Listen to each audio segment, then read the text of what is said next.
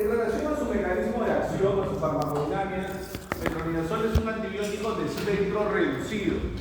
Pero ese espectro reducido va a estar enfocado en lo que nosotros más deseamos, en lo que nosotros más necesitamos.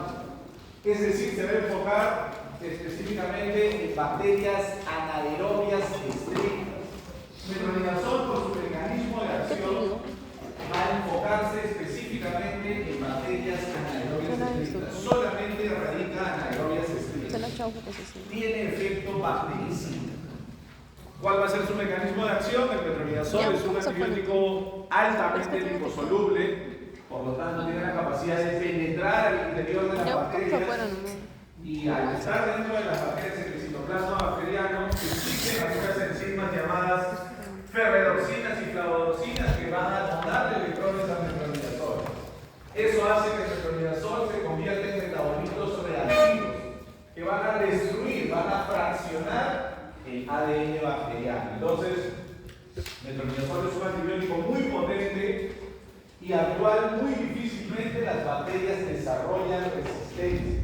Precisamente por su mecanismo de acción, ¿no? Porque es un antibiótico que va a actuar destruyendo directamente ADN bacteriano. Vemos acá de forma esquemática las estructuras químicas de los tres nitroimidazoles, pero el que más nos va a servir a nosotros, porque se ha estudiado más en lo correspondiente al tratamiento de infecciones bacterianas, sobre todo por bacterias anaerobias estrictas, es este metronidazol, ¿no? Pero también tenemos imidazol y ceftriaxona que se usa en medicina en general para otras aplicaciones diferentes. A ver, ¿cuál será el espectro de acción? Como les decía, metronidazol se enfoca exclusivamente en anaerobios estrictos, exclusivamente anaerobios estrictos.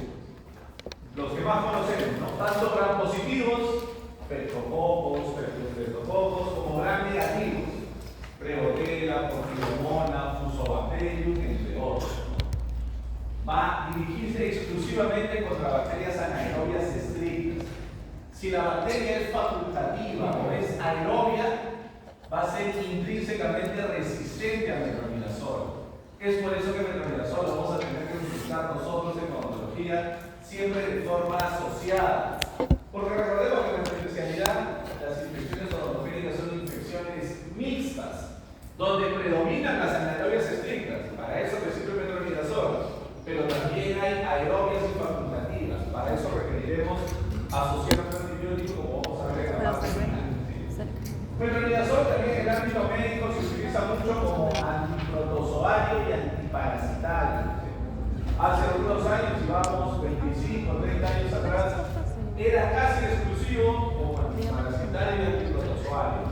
Muy pocos conocían su actividad antibacteriana. Pero en los últimos 20 años se ha determinado que es un excelente antibiótico para bacterias anaerobias estrictas. ¿Para qué se va a indicar? Obviamente para infecciones causadas por ese tipo de bacterias, como decíamos en nuestro caso, siempre asociado, porque solo cubre anaerobias estrictas, no cubre bacterias facultativas y tampoco cubre a bacterias aeróbicas. Vamos a ver más adelante que, por ejemplo, siempre es una buena opción combinar un antibiótico beta-lactámico, ¿sí?, más metronidazol. Siempre es una buena opción combinar un antibiótico beta-lactámico más metronidazol. Siempre representa una buena alternativa, ¿no? Siempre. Ya sabemos que dentro de estos beta-lactámicos yo podría utilizar una penicilina, por ejemplo. Será una buena opción combinar amoxicilina más metronidazol, o amoxicilina con ácido clavulánico más metronidazol, o ampicilina con sulbactam más metronidazol. Siempre será una buena opción combinar una penicilina más metronidazol. O también será una buena alternativa, otro grupo que ya hemos visto, combinar la cefalosporina más metronidazol. ¿Qué cefalosporina recuerdan, jóvenes, de lo que hemos visto en las clases anteriores? Empezando de la primera generación. ¿Cuál recordamos de la primera generación? Por ejemplo, cefazolina. Se podría combinar cefazolina más metronidazol. ¿Qué más recordamos de la primera? Cefalioxina más metronidazol. De segunda generación que recordamos. Cefaclor más metronidazol, cefuroxima más metronidazol. Y la que estamos recordando primero de tercera generación, ceftriaxona más metronidazol. Entonces, en esto tan sencillo, vemos que hay una posibilidad muy grande de combinaciones que vamos a reservar para el tratamiento de infecciones moderadas a severas. Obviamente, como les decíamos, en el ámbito médico se utiliza como antiparasitario, antiprotozoario, ¿no? Tricomoniasis, amebiasis, giardiasis, pero esto ya tiene interés para la medicina en general, no tanto para nuestra especialidad. Datos farmacocinéticos. El metronidazol, al ser muy liposoluble, posee una muy buena absorción, alrededor del 80% por vía oral.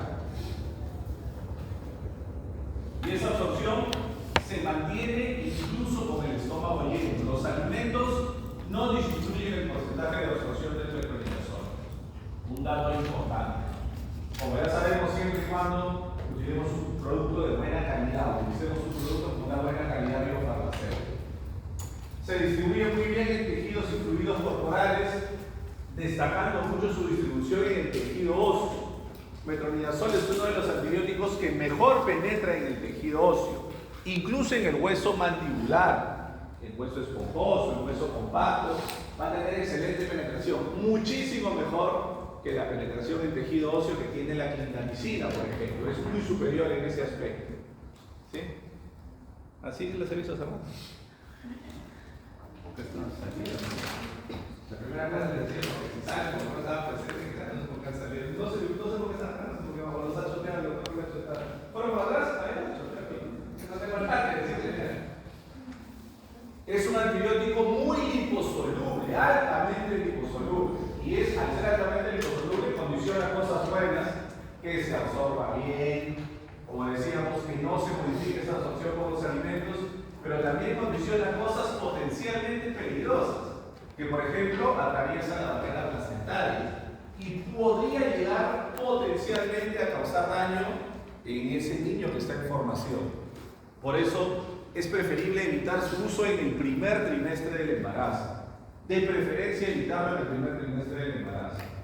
Y también al ser muy liposoluble, también puede atravesar fácilmente la barrera hematoencefálica, generando un efecto estimulante en el sistema nervioso central, un efecto estimulante, lo que puede agravar ciertas enfermedades preexistentes en el paciente. En relación a su biotransformación, es una biotransformación moderada, tanto por reacciones de oxidación en la biotransformación de fase 1 y también conjugación en la fase 2.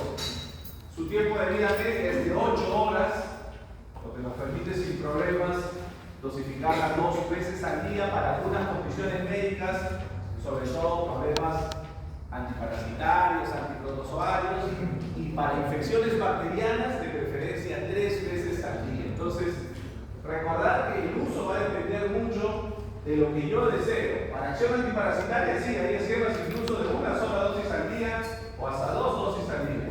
Pero para efecto antibacteriano, que es lo que necesitamos nosotros, debe ser 3 veces al día. Y su eliminación es principalmente renal, a través de la orina.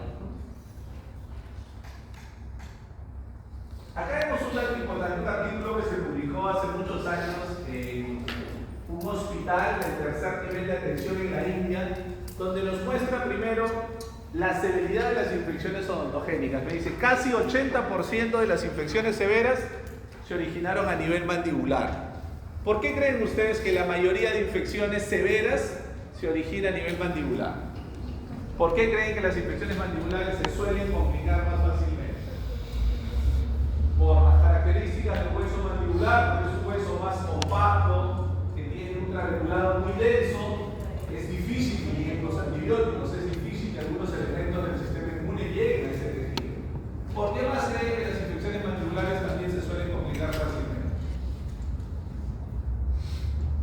¿Por qué más? ¿Por qué creen que tanta diferencia? 80 versus 20. ¿Por qué?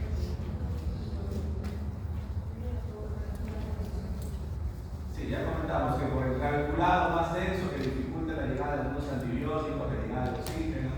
¿Por qué más? En algo que tiene que ver con la ubicación anatómica de la mandíbula. ¿Con qué limita la mandíbula? Con el cuello, ¿no?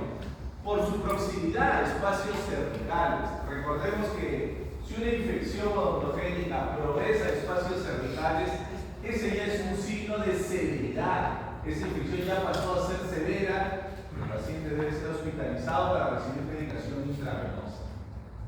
Y me dicen acá, en 80% de pacientes utilizaron amoxicilina con ácido clavulánico intravenosa más metronidazol por intravenosa. Asociación que está dentro del espectro que les comentamos. Y en el restante 20% administraron cefalosporinas intravenosas más metronidazol intravenosa. ¿Cuánto dura, jóvenes, un tratamiento por una infección severa? ¿Cuánto debe durar? 10 días, ¿no? Por lo menos 10 días de tratamiento. Entonces, una pregunta para ir más allá, ¿no? Acá en Perú tenemos amoxicilina con ácido clavulánico vía intravenosa. ¿Y qué opción similar tenemos entonces? ¿Se acuerdan? No. Hablando dentro de las penicilinas. Clindamicina es un antibiótico casi inservible en la actualidad, como dice en su clase, casi inservible. La resistencia, la curva de resistencia ya empezó a la parte geométrica. ¿Cómo? ¿Se acuerdan? Había un equivalente que en Perú sí tenemos para la intravenosa. Ampicilina que venía asociado con un inhibidor de beta-lactamasa. Ampicilina con sulbactam, ¿no? Acá en Perú la opción que tenemos es ampicilina con sulbactam por intravenosa más metronidazol por vía intravenosa. Y en cefalosporinas tenemos muchísimas opciones como hemos visto, ¿no? Que haya presentación inyectable, cefazolina intravenosa más metronidazol intravenosa, cefuroxima intravenoso más metronidazol por vía intravenosa, ceftriaxona intravenosa más metronidazol por vía intravenosa. Hay muchísimas opciones realmente.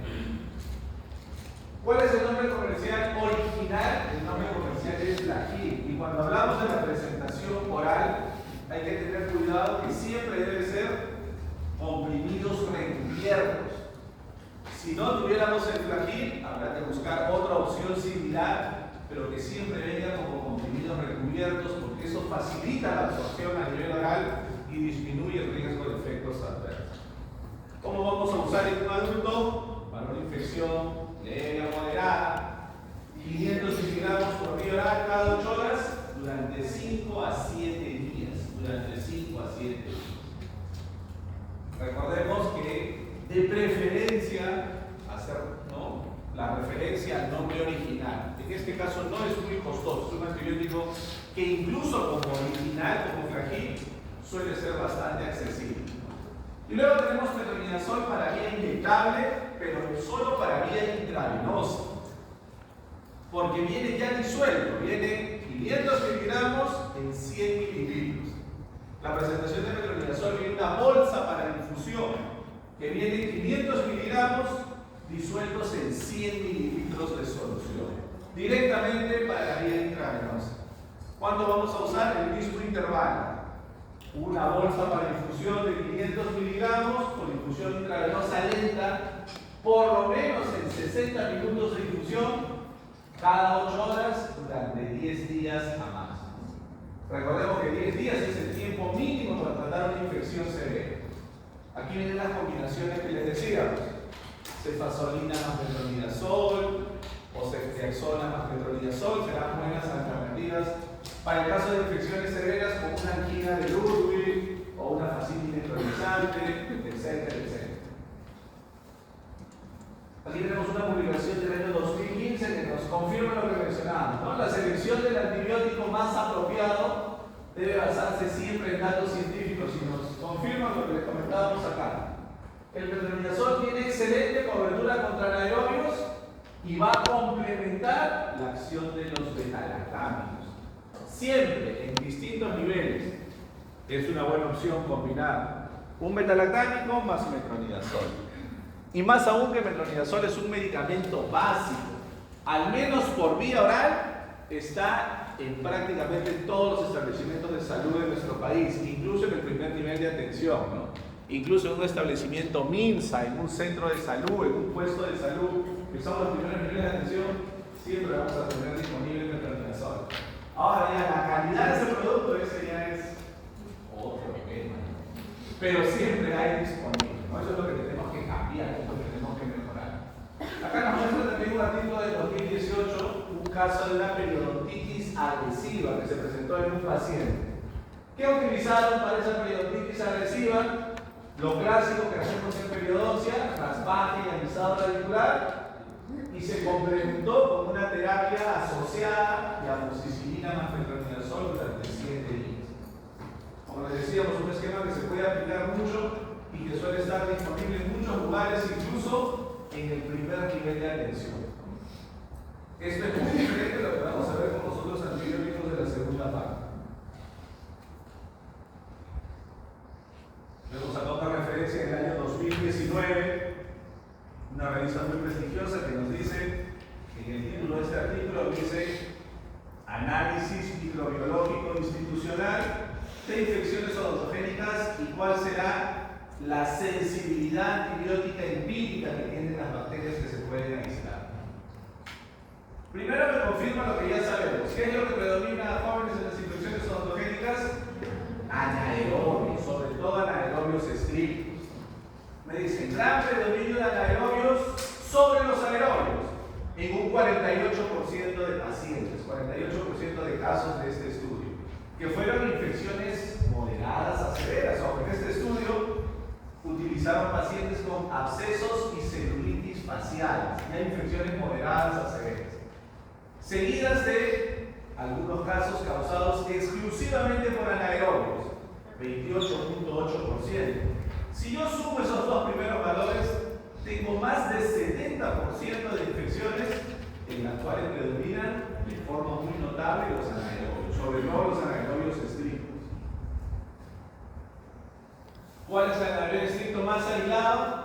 Peptoestreptococcus, ¿no? Y estos jóvenes lo vamos a encontrar en muchísimos artículos. Acá en nuestra universidad se publicó hace 20 años, en el año 2004, se publicó un trabajo hecho acá con abscesos periapicales y también la bacteria más aislada fue Peptoestreptococcus. Nosotros actualmente estamos realizando con nuestro grupo de investigación acá de la facultad, estamos haciendo un trabajo en un hospital nacional para actualizar esa información y también hasta ahora lo que vamos encontrando es la bacteria más frecuentemente aislada, Peptoestreptococcus, ¿no? Y en segundo lugar, estreptococos del grupo Viridas, que también se encuentran en forma importante, pero en menor porcentaje. ¿Qué me dice este estudio? Muy importante. Infecciones que comprometen espacios maxilofaciales, celulitis y abscesos faciales. ¿Funciona la amoxicilina en este caso? No. En este caso ya hay infecciones moderadas a severas, infecciones que van progresando a más espacios maxilofaciales. La amoxicilina sola ya no es una buena opción. Me dice, aproximadamente 86% de bacterias fueron resistentes a la amoxicilina. Ojo, que este es un estudio del año 2019. De ahí para acá en adelante, 2020, 2021, 2022, las cosas han cambiado todavía un poquito. Pero lamentablemente la resistencia a la amoxicilina se mantiene en un nivel bastante alto. Me dicen, año 2019, todavía podría ser una buena opción la clindamicina. 83% de anaerobios fueron susceptibles a clindamicina. Significa que clindamicina pudo erradicar a este 83% de anaerobios. Pero siempre hay algo mejor, ¿no? Siempre hay algo mejor. Y eso mejor lo representa el metronidazol, que pudo erradicar al 100% de anaerobios. Por su potente acción bactericida, metronidazol es un antibiótico, como les decíamos, al cual muy poco desarrolla resistencia a las bacterias, difícilmente se vuelve resistente. Vemos acá otra publicación, también otra revista muy prestigiosa, la revista Biology, que nos habla acerca de la relevancia clínica del microbioma y los abscesos odontogénicos. Aquí nos indica algo parecido al caso anterior, pero vean ustedes, esto es del año 2021, esto es del año 2021. Ya la resistencia a clindamicina en los últimos años ha empezado a aumentar. Ya encontramos acá 31% de resistencia a la clindamicina. Ya no es tan buena opción como era hace 5, 8, 10 años atrás.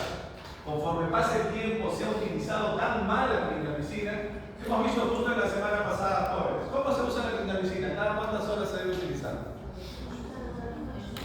Usualmente cada 6 o cada 8 horas. Por lo menos cada 8 horas. Independientemente si es oral, intramuscular, intravenosa, siempre es cada 8 horas. ¿Qué pasará si yo por flojera, o porque me da pena el paciente que no reciba tantas inyecciones al día, le prescribo solamente 2 veces al día? Llega a la concentración máxima, pero por el intervalo es muy largo. ¿Qué va a pasar con la concentración plasmática? Que la concentración plasmática cae por debajo de la concentración inhibitoria mínima. ¿Y eso qué genera? Resistencia. Y eso es lo que ha pasado, ¿no? Que se clindamicina por error, que la gente no sabe farmacología. Lamentablemente tenemos muchos odontólogos y médicos también, ojo, pasa mucho en medicina. Cuando un paciente llega a un servicio de emergencia hospitalaria y lo ve un médico general, yo les diré que en el 80% de casos, si el paciente tiene un absceso facial o una celulitis facial, en el 80% de casos le dan clindamicina con dexametasona una vez al día por 2 o 3 días. Y si regresa en 3 días, regresa por consulta externa. No sabe nada. Porque no sabe las infecciones nuestras, no sabe lo que pasa en las infecciones odontogénicas. Y le da una sola vez al día. Todo esto ha generado esta altísima, cada vez preocupante, mayor tasa de resistencia. ¿Quién es mejor? Siempre metronidazol, 92% de anaerobios aislados. Ojo que se repiten muchos de los nombres, ¿no? Nuevamente, Streptococcus, Prevotella, Fusobacterium, 92% de esas bacterias fueron erradicadas por el metronidazol, fueron susceptibles a metronidazol.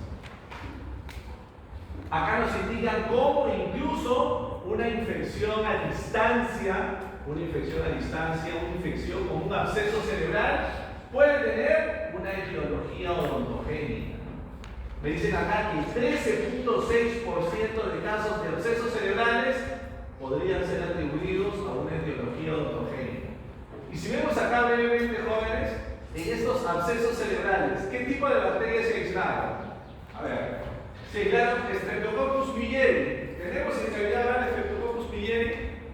Sí, ¿no? No son de los más frecuentes, pero tenemos Streptococcus pylori. Staphylococcus especies no tenemos. En cavidad oral tenemos Fusobacterium. Sí, hay muchísimos Fusobacterium, ¿no? En los tejidos periodontales, en saliva. Vean ustedes, de las 3 bacterias que se aislaron, 2 se encuentran frecuentemente en cavidad oral. Y eso nos expresan acá, ¿no? Vean en los distintos esquemas que han utilizado para atender a los pacientes, casi siempre que antibiótico es presente, en las distintas combinaciones, ¿no? Podemos ver acá, ceftriaxona más metronidazol, nuevamente ceftriaxona más metronidazol, gentamicina más metronidazol, incluso un abuelito por ahí se coló, penicilina G más metronidazol. Ojo, y esto le está comentado a los doctores previamente, que en otros países donde no hay autoprescripción, todavía pueden haber bacterias sensibles a penicilina G, a penicilina B. Pero en nuestro país pasará eso, funcionará esas penicilinas antiguas. No, porque acá tenemos mucha automedicación. Los pacientes toman antibióticos muchas veces sin el criterio adecuado y eso genera resistencia. Para esta primera parte, jóvenes, ¿qué efectos adversos trae el metronidazol? Como les decíamos, el metronidazol causa un efecto estimulante en el sistema nervioso central. Puede causar cefaleas y vértigo, que si han reportado se pueden presentar aproximadamente entre 10 a 15% de pacientes. Un efecto adverso muy frecuente, recordemos que más del 10% es ya muy frecuente. Algunos pacientes pueden presentar náuseas, vómitos y diarrea, pero esto depende mucho de la presentación que utilicen. Si utilizamos un comprimido recubierto, es muy bajo el riesgo de problemas a nivel digestivo. Si utilizamos un comprimido de baja calidad, que no tiene cubierta entérica, que no tiene buenos excipientes, habrá más posibilidad de estos efectos adversos. También el metronidazol, como es tan liposoluble, se distribuye incluso hasta la saliva. Luego de pasar por metabolismo hepático de fase 1, se convierte en un metabolito oxidado y ese metabolito oxidado va a la saliva, causando sensación de sabor metálico y también disgeusia. ¿Se acuerdan qué es disgeusia, jóvenes?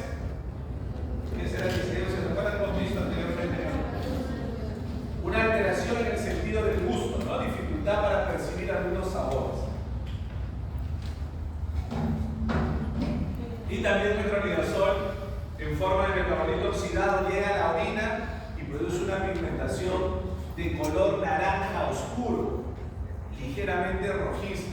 Hay que avisarle al paciente porque esto es muy frecuente. Imagínense, ¿qué podrá pasar si yo no le aviso a mi paciente y mi paciente va a su casa y orina de color naranja oscuro, ligeramente rojizo? ¿Qué podría pensar el paciente? Que está orinando sangre, ¿no? Que está con hematuria. Entonces, hay que avisarle que esto es un efecto adverso normal y va a durar el tiempo que dure la terapia con metronidazol. ¿En qué casos estará prohibido el metronidazol? En pacientes que tengan antecedentes de alergia al metronidazol, antecedentes de reacciones de hipersensibilidad, como decíamos, debido a que atraviesa fácilmente la barrera placentaria, y algunos estudios en animales han reportado un efecto carcinogénico y también mutagénico en los ácidos nucleicos, algo que se ha reportado solo en animales, pero que de forma preventiva nos recomienda de preferencia evitar en el primer trimestre del embarazo. De preferencia evitar en el primer trimestre del embarazo. Contraindicada en enfermedad activa del sistema nervioso central. Imagínense que tengamos un paciente con epilepsia y ese paciente con epilepsia se le indica metronidazol. Metronidazol, al ser muy liposoluble, atraviesa la barrera hematoencefálica, estimula el sistema nervioso central y podría aumentar la frecuencia de las convulsiones. Está contraindicado en pacientes con epilepsia, contraindicado en pacientes con Parkinson. En cualquier paciente que tenga enfermedad activa del sistema nervioso central estará contraindicado. Y también contraindicado en enfermedad hepática crónica severa. Si el paciente tiene antecedentes de cirrosis, de hepatitis B, hepatitis C, y de repente el paciente está en la última categoría de Chick-Cook. El último seminario que tenemos, me parece, es sobre consideraciones en enfermedad hepática crónica. Hay un score que se llama score de Chick-Cook, que tiene 3 niveles de severidad: nivel A, nivel B y nivel C. Si está en el último nivel, está contraindicado totalmente metronidazol. Finalmente, jóvenes, hay una interacción importante que tiene el metronidazol, y es que debemos evitar utilizar metronidazol conjuntamente con alcohol etílico. Y para eso necesitamos entender cómo se metaboliza el alcohol. Cuando nosotros ingerimos alcohol, ese alcohol etílico, ese etanol, es metabolizado en un primer lugar dentro de nuestro cuerpo por una enzima que se llama alcohol deshidrogenasa. Y ese alcohol deshidrogenasa lo convierte en acetaldehído. Este acetaldehído es el causante de todas las manifestaciones que genera la ingesta alcohólica, ¿no? Causa vértigos, mareos, náuseas. Eso lo produce el acetaldehído.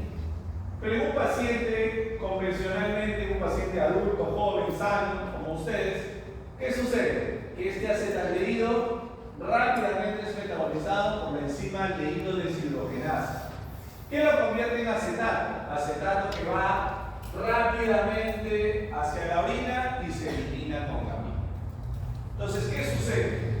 Existe algo que se llama efecto disulfiram. ¿Qué es el efecto disulfiram? La capacidad que tienen algunos fármacos de inhibir a esta enzima acetaldehído deshidrogenasa. ¿Qué pasará, jóvenes, si yo inhibo a esta enzima acetaldehído deshidrogenasa? ¿Qué sucederá?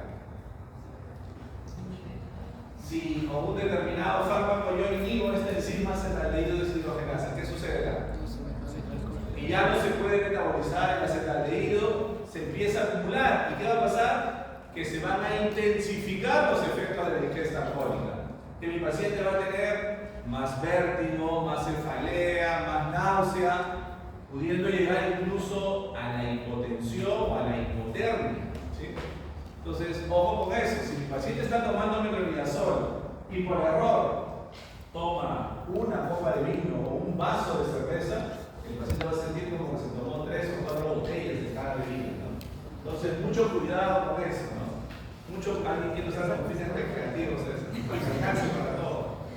Ojo, eso es algo muy peligroso, es extremadamente peligroso, por eso hay que tener mucho cuidado, ¿sí? Recordemos que el metronidazol, ¿se acuerdan? Vimos en la primera clase de farmacocinética, metronidazol es un potente inhibidor enzimático, por eso inhibe la acción de muchas enzimas. incrementando los efectos del ingesta de alcohol. A ver, jóvenes, tomamos 5 minutos para iniciar con otro tema. 5 minutos. Sí, 5 por favor. Son 8 y 8, regresamos 8 y 13 para retomar la segunda parte de hoy. Para este nivel, para infecciones moderadas a severas. Las fluoroquinolonas también actúan a nivel de los ácidos nucleicos, pero por un mecanismo distinto, por un mecanismo diferente que tiene el denominador. Las fluoroquinolonas van a inhibir a las enzimas topoisomerasa. Seguramente se acuerdan, no sé si habrán visto en biología, la enzima DNA quinasa, que se conocía como topoisomerasa 2, y también inhibe la topoisomerasa 4. Recordemos que la topoisomerasa 2 es más importante en bacterias gram negativas y la topoisomerasa 4 más importante en bacterias gram positivas. ¿Qué es lo que hacen las fluoroquinolonas? Inhiben a estas enzimas topoisomerasa. Las fluoroquinolonas son antibióticos bactericidas rápidos y potentes. Como les decía, nos permite, como son dos mecanismos de acción diferentes, nos permite hacer la asociación. Y también podemos combinar, para casos de infecciones moderadas a severas, una fluoroquinolona más metronidazol. Aquí está el mecanismo de acción de forma muy esquemática, ¿no?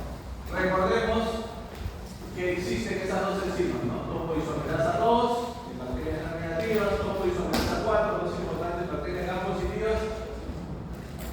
Y las quinolonas se van a unir a sitios específicos produciendo la ruptura de la hebra del ADN, generando destrucción de los ácidos nucleicos, lo que lleva a muerte celular, efecto bactericida. Son bactericidas rápidos y potentes, van a destruir rápidamente a la bacteria. En relación a su espectro de acción, vamos a ver que también aquí hay generaciones, sobre todo de las fluoroquinolonas. Las quinolonas más antiguas dirigían su actividad principalmente a bacterias aerobias gram negativas, sobre todo algunas enterobacterias. ¿Qué vemos acá, por ejemplo? Escherichia coli, Salmonella, Shigella, Campylobacter, algunos microorganismos oportunistas como Klebsiella pneumoniae, Pseudomonas aeruginosa, estaban dentro del espectro de estas quinolonas. Lo que más nos interesa a nosotros es lo que vemos ahora a continuación. Tiene buena cobertura contra aerobios gram positivos. De estas bacterias de acá, jóvenes, de estos aerobios gram positivos, ¿cuál será el más interés para nosotros en odontología? Bueno, Dios mío, van a ser odontodermatólogos. ¿Dónde está este Helicobacter aureus? En la piel. Bien, entonces para nosotros, ¿cuál será más importante? Streptococcus pyogenes, Streptococcus faringe, y mucho más importante todavía, Ninguna. Streptococcus anquinosus. Recuerden que Streptococcus anquinosus está muy relacionado con la rápida progresión de las infecciones odontogénicas. Infecciones que se originan como un absceso pequeño, tuberculente y apical, y en las siguientes 24 o 48 horas se convierte en un absceso facial o una celulititis facial. Entonces, eso es lo que nos importa más a nosotros. Cubrirán anaerobios, cubrirán lo que más nos interesa, que son las bacterias anaerobias, depende de la generación. Vamos a ver, por ejemplo, que las más antiguas, como el norfloxacino, no cubren anaerobios. Pero conforme va aumentando la generación, va incrementándose también la cobertura contra anaerobios. Vamos a ver, por ejemplo, vamos a ver la de generaciones luego, que ciprofloxacino tiene una leve actividad contra anaerobios, levofloxacino una moderada acción contra anaerobios y moxifloxacino la máxima actividad contra anaerobios, ¿no? Entonces, la acción bactericida contra anaerobios depende de la generación que utilicemos de quinolona. Y ojo, esto es muy importante, también tiene buena actividad contra Mycobacterium tuberculosis. Las fluoroquinolonas se usan para el tratamiento de la tuberculosis en sus formas más severas, la tuberculosis multidrogo resistente y extradrogo resistente. La primera quinolona que se sintetizó, jóvenes, a finales del siglo pasado, por los años de 1960, fue ácido narinix En un primer momento se utilizaba solo para infecciones del tracto urinario, era casi exclusivo para infecciones del tracto urinario, causado por Escherichia coli, Salmonella, Shigella. Entonces, la primera década se utilizó muy bien, hasta los años 70, era una excelente opción. Pero poco a poco, conforme pasaba el tiempo, fueron apareciendo bacterias resistentes. Entonces se descubrió algo muy simple pero muy efectivo, ¿no? Como suele pasar en algunas ocasiones. Algo muy simple pero muy efectivo. Se descubrió que agregándole un átomo de flúor, esas quinolonas mejoraban su espectro antibacterial, mejoraban su acción antibacterial, podían extender su actividad y su efecto bactericida era más potente. Y en el año de 1978 aparecieron las fluorquinolonas, quinolonas fluoradas o fluorquinolonas. La primera de ellas fue norfloxacino, todavía en ese contexto de infecciones del tracto urinario, y posteriormente fueron apareciendo las nuevas quinolonas. En este caso ya quinolonas fluoradas, por eso las llamamos fluorquinolonas. Apareció ciprofloxacino, levofloxacino y moxifloxacino, que son las tres que vamos a utilizar más nosotros, sobre todo las dos primeras, que tienen un costo más o menos accesible. Vamos a hablar del costo ahora con esta última, que es una excelente opción, pero todavía el costo en países como el nuestro en vías de desarrollo es un poco complicado. A ver, esa es la estructura básica de una quinolona. Como vemos, una estructura bastante sencilla, ¿no? Cuando eran solo quinolonas, por ejemplo, como el ácido nalidíxico, una estructura muy básica, bastante sencilla. Eso fue cambiando, eso se fue mejorando. No vamos a profundizar en aspectos moleculares porque no es el objetivo del curso ahora. Simplemente ver que cuando se incluyó este átomo de flúor en la posición 6, en el carbono número 6, incrementó mucho lo que les decíamos, la potencia y el espectro de actividad, dando lugar a un nuevo grupo. Ya no eran quinolonas, ahora eran fluorquinolonas, quinolonas fluoradas o fluorquinolonas. Y de ahí se fueron estableciendo más campos, ¿no? Pero vamos a entender mejor en la siguiente, para no profundizar ahora en aspectos moleculares que no son el objetivo de nuestro curso.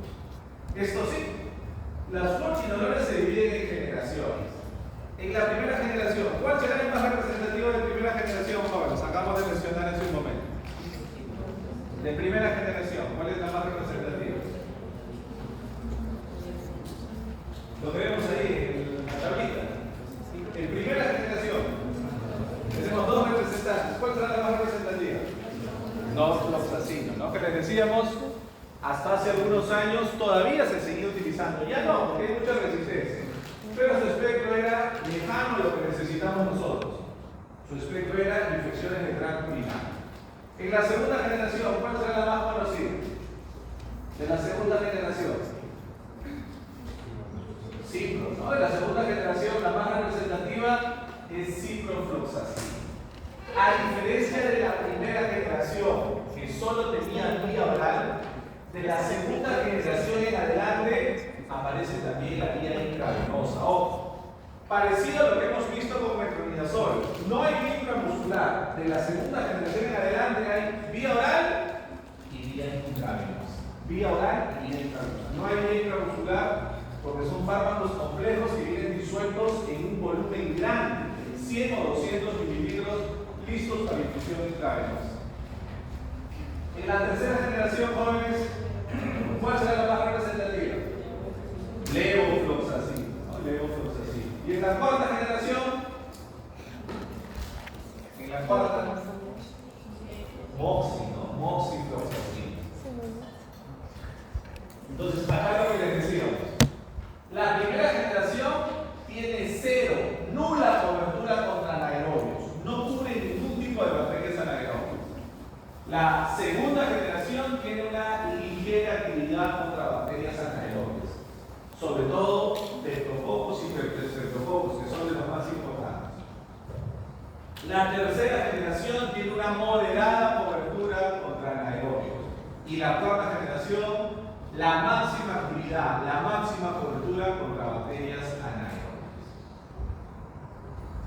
¿Para qué se van a utilizar las fluorquinolonas? Acá hablamos ya solo de fluorquinolonas para el tratamiento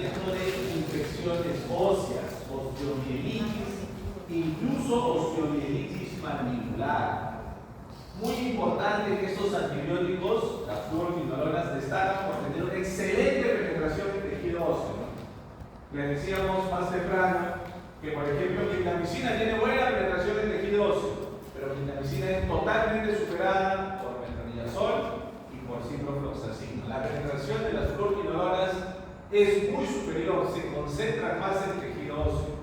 En la actualidad, hoy 2024, y desde hace muchos años atrás, la primera opción para el tratamiento antibiótico de una osteoartritis mandibular es una fluoroquinolona, ciprofloxacino o levofloxacino.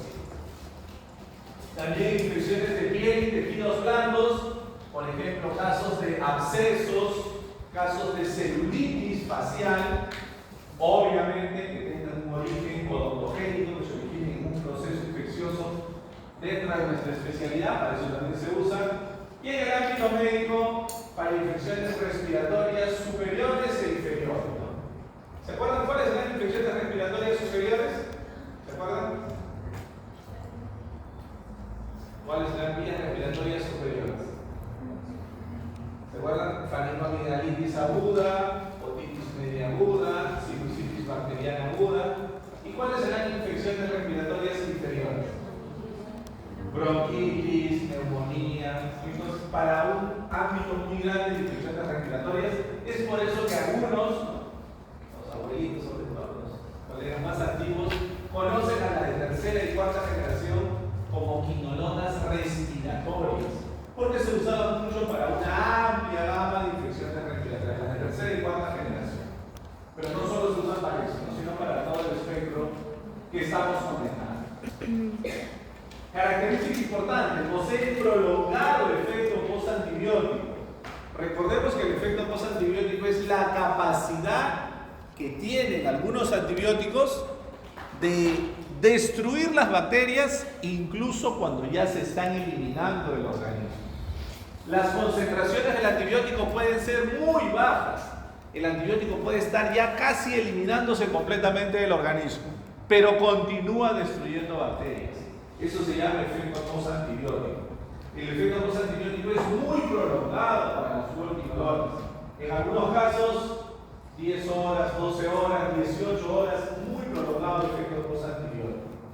Tener precaución porque las quinolonas pueden causar alteraciones en las articulaciones y tendones en la etapa de desarrollo. Por eso es que no se utilizan en pacientes pediátricos. Tampoco se debe utilizar en pacientes gestantes, son categoría C de la enfermedad durante la gestación. Y mucho cuidado, porque las fluoroquinolonas también pueden causar prolongación del intervalo QT. ¿A qué nos suena todo el intervalo QT? A una arritmia, ¿no? Muy bien, el intervalo QT es uno de los intervalos que tenemos en un electrocardiograma. Las fluoroquinolonas, si el paciente ya tiene una arritmia preexistente, son muy peligrosas porque pueden causar un agravamiento de esa arritmia. Si el paciente es como ustedes, un adulto joven, sano, no hay problema, podemos usar estas fluoroquinolonas, pero estarán contraindicadas en pacientes con arritmias preexistentes. Vemos acá una referencia muy interesante: controversias en el manejo de las infecciones orales y maxilofacial. Una revista muy prestigiosa que es Clínicas Dentales de Norteamérica en Cirugía Oral y Maxilofacial, un artículo del año 2017. Nos indica que en los últimos años, las últimas décadas realmente, los antibióticos que más se han usado para tratar las infecciones odontogénicas han sido penicilina, clindamicina y metronidazol. Lamentablemente, a los dos primeros grupos ya apareció un alto porcentaje de resistencia. El año 2017 me decían aproximadamente 20% de bacterias resistentes de las infecciones orales a las penicilinas y a la clindamicina, ¿no? Alto porcentaje de resistencia. Precisamente cuando un antibiótico supera el 20% de las bacterias resistentes, se considera que ese antibiótico ya está en peligro, que hay que tomar medidas importantes para disminuir la posibilidad de resistencia. De este mismo artículo me dice, ¿qué nos recomienda como alternativa para superar este problema de aparición de resistencia a penicilinas y a clindamicina? Utilizando lo que veíamos hace un momento, penicilinas con inhibidores de beta-lactamasa. Por ejemplo, ¿qué ejemplos tenemos en la jóvenes? Penicilinas con inhibidores de beta-lactamasa. ¿Qué ejemplos tenemos? amoxicilina con ácido clavulànico, ampicilina con sulbactam, y a eso ¿qué le podemos agregar? Metronidazol, ¿no? Metronidazol. Recordemos también que cuando yo combino, cuando yo asocio antibióticos, reduzco la posibilidad de resistencia, porque destruyo más rápidamente esa bacteria atacándola en dos lugares distintos, ¿sí? Y también nos comenta eso, debido a que es poco frecuente el desarrollo de resistencia, debemos tomar en cuenta que son muy buenas opciones las cefaloporinas y las fluoroquinolonas. También son muy buenas opciones. En vista que vemos que ya las penicilinas solas tienen ese problema de resistencia, podríamos usar penicilina con inhibidor de beta-lactamasa, potenciándolo con metronidazol, o si no, cefaloporinas, o si no, fluoroquinolonas, representarán una buena alternativa. Veamos la primera de ellas, ¿no? Veamos a ciprofloxacino. Vemos cómo de la estructura original ya tenemos aquí el átomo de flúor y se agregan algunas cadenas laterales, ¿no? Ciprofloxacino tiene una buena absorción oral que llega casi al 90%, casi al 90%. Sin embargo, ciprofloxacino sí atraviesa un significativo fenómeno de primer paso hepático. ¿Se acuerdan qué era el fenómeno del primer paso hepático, jóvenes? ¿Se acuerdan? Ese proceso por el cual todo fármaco que ingresa por vía oral, ingresa por el duodeno y antes de distribuirse por todo el cuerpo pasa primero por el hígado, ¿no? Muy bien, por el hígado. Entonces, ciprofloxacino se absorbe aproximadamente el 90%, pero su primer paso hepático está entre 15 a 20%. Por lo tanto, su biodisponibilidad oral se reduce a un 70-75%.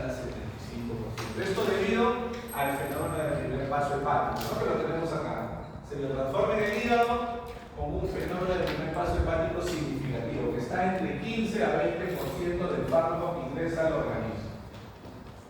También es importante destacar que se distribuye muy bien en tejidos fluidos corporales. Decíamos, ¿en qué tejido destaca la distribución de las fluoroquinolonas?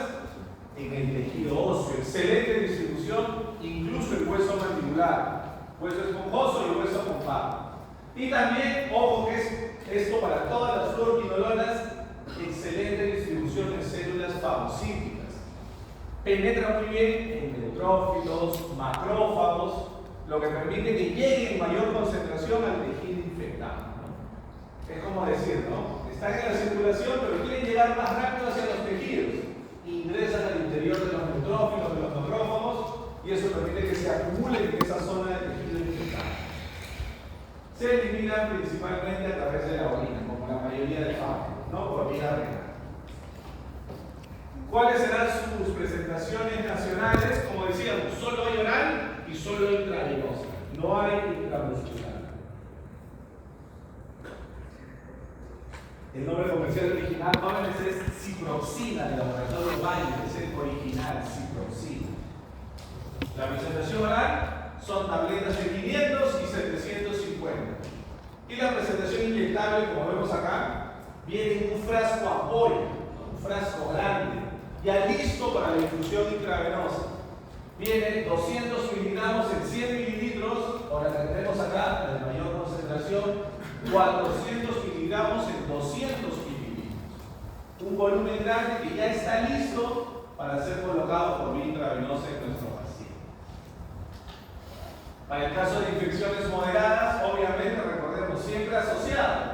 Yo podría asociar ciprofloxacino más clindamicina, o mucho mejor, ciprofloxacino más metronidazol. Será la mejor opción. ¿Cuánto voy a usar de ciprofloxacino?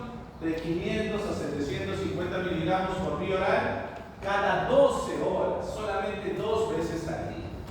Tiene esa acción prolongada que me permite utilizarlo solamente 2 veces al día. Recordemos, por una infección moderada, ¿cuánto es la duración mínima de la terapia? 7 días. Eso es lo mínimo. Podría extenderse un octavo, noveno día de ser estrictamente necesario. Y para la intravenosa, igualmente, yo voy a combinar ciprofloxacino más metronidazol, ambos por vía intravenosa. Pero ¿cuánto utilizaré el ciprofloxacino? Entre 200 a 400 miligramos. Igualmente cada 12 horas durante 10 días. Recordemos que vamos a reservar siempre las dosis más altas para aquellas condiciones donde está en peligro la vida del paciente. Por ejemplo, una angina de Ludwig, por ejemplo, una fascitis necrotizante aguda. Condiciones que ponen en peligro la vida del paciente implican que debemos irnos a utilizar la dosis máxima. Acá nos habla un poquito de eso, un artículo publicado en el año 2023 que dice identificación de la microbiota patógena y su sensibilidad antibiótica en casos de periostitis purulenta y abscesos de la cavidad oral.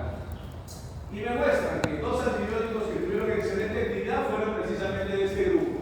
Ciprofloxacino y moxifloxacino fueron los antimicrobianos más efectivos. Vemos acá porcentaje de bacterias sensibles, moderadamente sensibles y resistentes. ¿Cuántas bacterias fueron sensibles a moxifloxacino, jóvenes?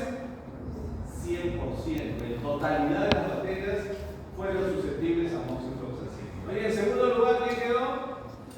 Ciprofloxacino. 88% de bacterias sensibles, 11% moderadamente sensibles y 0% resistentes. No fueron los que dieron mejores resultados dentro de las condiciones de este estudio. Aquí nos hacen la evaluación de lo que vamos a ver ahora en la práctica, que es la preparación de esta pasta triantibiótica que hemos comentado ahora. Vamos a ver, en la práctica vamos a hacer una pasta especial para uso tópico que combina una fluoroquinolona, particularmente ciprofloxacino, lo combina con metronidazol y a eso le agrega una tetraciclina que me parece que hemos visto en el seminario anterior, que es minoxidilina. La combinación de esos tres antibióticos, ciprofloxacino, más metronidazol, más minoxidilina, se usa mucho como medicación intraconducto en tratamientos endodónticos. Eso es lo que vamos a hacer ahora en la práctica. De esto me hablan un poquito en este estudio, ¿no? Este estudio que es publicado este año, ¿no? Del año 2024. Dice evaluación comparativa de la eficacia antimicrobiana de distintos medicamentos intraconductos en pacientes, ¿no?, en piezas dentarias permanentes jóvenes. Un estudio in vivo. Y demuestran que, obviamente, la alta prevalencia de conductos radiculares, no, ya no llevan endodoncia, ¿verdad, jóvenes? Los miembros no ya no llevan. Van a ver ustedes que el sistema de conductos radiculares es muy complejo, no son como las ramas de un árbol. Y muchas veces, solamente con la irrigación es difícil que yo pueda destruir a todas las bacterias. ¿Qué necesito? Entre una y otra cita, colocar una pastita, colocar una medicación dentro del conducto radicular. Una de las medicaciones más efectivas es precisamente esta pasta antibiótica, que contiene metronidazol, ciprofloxacino y minoxidilina. Y en este estudio demostró ser la más efectiva, incluso más efectiva que el gol estándar. Normalmente, ¿qué se utiliza como medicación intraconducto? Hidróxido de calcio. Entonces, como siempre, se comparó con el gol estándar. Se demostró que esta pasta antibiótica fue más efectiva para erradicar a este microorganismo que es el más difícil de erradicar. ¿Cómo se llama este microorganismo? Enterococcus fecalis, que es causante de muchas reorganizaciones a nivel clinical de tratamientos endodónticos que han fracasado. Veamos el siguiente, que es levofloxacino. Vemos una estructura más compleja. Excelente absorción oral y en este caso no pasa por el primer paso hepático. No pasa por el primer paso hepático. Su disponibilidad es casi total, casi completa, 99%.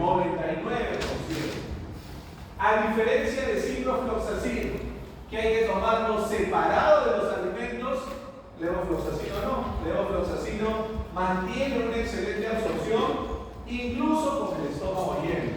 Levofloxacino sí lo podemos administrar una sola vez al día, ¿sí? Y con el estómago lleno. No hay problema con los alimentos. Muy buena distribución en tejidos y fluidos corporales. Sabemos que muy buena distribución, incluso en tejido óseo. Se le transforma mínimamente a nivel hepático, no tiene un primer paso hepático significativo y se elimina, como la mayoría de fármacos, a través de la orina, no por vía renal. En este caso, el nombre original es Tabanic, que vemos acá. Tabanic, de laboratorio Sanofi. hay solo oral, en tabletas, y solo inyectable para vía intravenosa. Como les decía, debido a que son antibióticos muy complejos en su estructura química, ya se han agregado muchas cadenas laterales, vienen disueltos en un volumen muy grande de solución, 100 o incluso 150 mililitros. Por eso solamente se puede colocar por vía intravenosa directa. Creo que a nadie en su sano juicio se le podría colocar 100 mililitros en el glúteo. Obviamente, pero igual no está de más, ¿no es cierto? ¿No? Solo vía intravenosa. Solo vía intravenosa. Levofloxacina es un efecto postantibiótico que va más allá de las 20 horas. Por eso nos permite utilizarlo una sola vez al día. Nos vamos adecuando según la severidad de la infección. Puede ser la presentación de 500 o la de 750 miligramos una sola vez al día por vía oral. Para infecciones moderadas y para infecciones severas por vía intravenosa. Igualmente, una sola dosis al día, una sola administración al día. Recordemos, siempre asociado con un buen antianaeróbico, siempre potenciado con electrolinas. Finalmente, jóvenes, moxifloxacino. Vemos una estructura todavía mucho más compleja. Se agregan otros anillos, otras cadenas laterales. Moxifloxacino también tiene una buena y rápida absorción, incluso con el estómago lleno. Los alimentos no alteran su absorción. Se mantiene este excelente porcentaje, que en este caso del moxifloxacino es 92%. ¿Sí? Incluso con el estómago lleno. Alcanza esta excelente biodisponibilidad. De los tres, es el que mejor penetra en hueso esponjoso y hueso compacto, el que mejor penetración tiene, incluso hasta la cortical mandibular, que es tan difícil de llegar para los antibióticos. El que mejor se distribuye en tejido óseo. En este caso, un dato importante, por si mi paciente tuviera enfermedad hepática crónica, ese moxifloxacino no se metaboliza en el hígado, no sufre metabolismo hepático. Y se elimina mayoritariamente a través de la orina, por vía renal. Los dos anteriores que hemos visto, jóvenes, son antibióticos medianamente costosos, ¿no? Un tratamiento con ciprofloxacino original, con ciproxina original oral, que puede costar quizás 50, 60 soles. Un tratamiento completo con ciprofloxacino original, con ciproxina por vía oral, 50, 60 soles por una semana. ¿Cuánto me cuesta con levofloxacino? Más del doble, ¿no? 140, 150 soles un tratamiento con levofloxacino. ¿Cuánto me cuesta un tratamiento con moxifloxacino por una semana? Aproximadamente 300 soles la caja de 7 tabletas. Entonces, si bien es cierto, son antibióticos con muy buen espectro, con muy buena actividad, son todavía opciones para nuestro medio muy costosas y que probablemente con el tiempo vayan apareciendo opciones un poco más económicas, ¿no? En la actualidad no hay genéricos de moxifloxacino, lo que sí hay muchísimo, por ejemplo, de ciprofloxacino, ¿no? El nombre comercial original es Avelox, que vemos acá.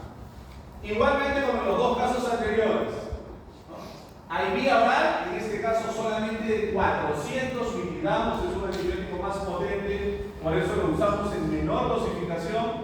Y la vía intravenosa también de 400 miligramos en 250 mililitros. Alguien dirá, doctor, ¿y por qué no se explica esto si es muy costoso? El paciente, por la puta paga 5 soles para su consulta, no va a pagar un tratamiento tan costoso. Porque esto es, ya en otros países jóvenes, la realidad para nosotros todavía el futuro.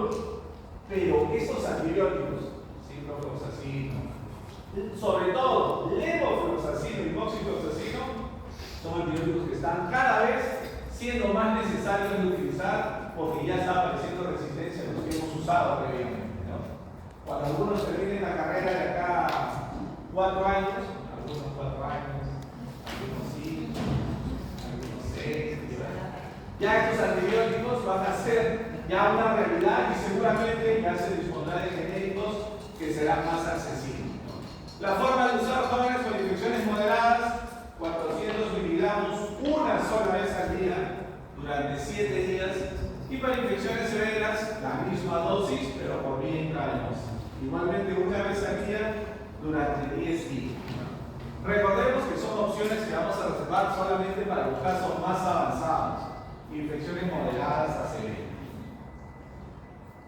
Finalmente, un par de referencias finales. Vemos esta publicación del año 2022.